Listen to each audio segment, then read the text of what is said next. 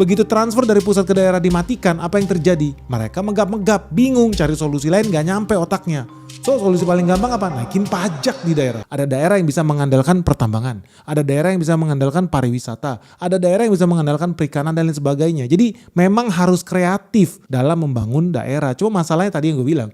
Juga tambang juga, macam-macam. Nah, mereka ada lihat, gue di podcast, kita suka bikin podcast atau siaran.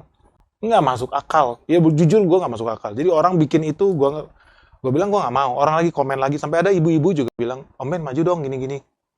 Kenapa malah Universal Studio bikinnya di Singapura? Kenapa nggak di Indonesia? Akibatnya apa? Ya rakyat Singapura berapa sih jumlahnya? Jadi di kita gampang sekali sih. Akhirnya di level karena kita investor ya.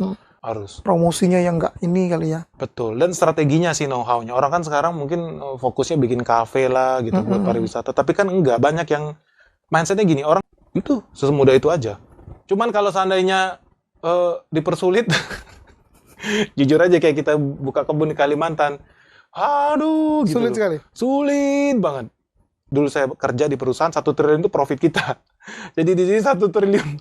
Ini kecil banget.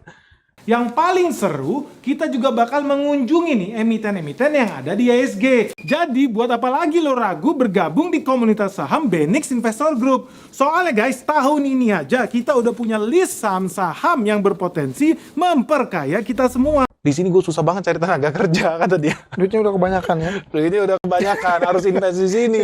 Dan gue bisa lakukan apa yang gue katakan. Kita punya jaringan investor di luar dan dalam negeri. Dan mereka pun investor yang gue sangat kenal dan mau gitu. Terus, ya itu masa depan. Disitulah saya switching jadi pengusaha di bidang teknologi. Dari situ udahlah. Track record saya ya bergerak di bidang teknologi sih.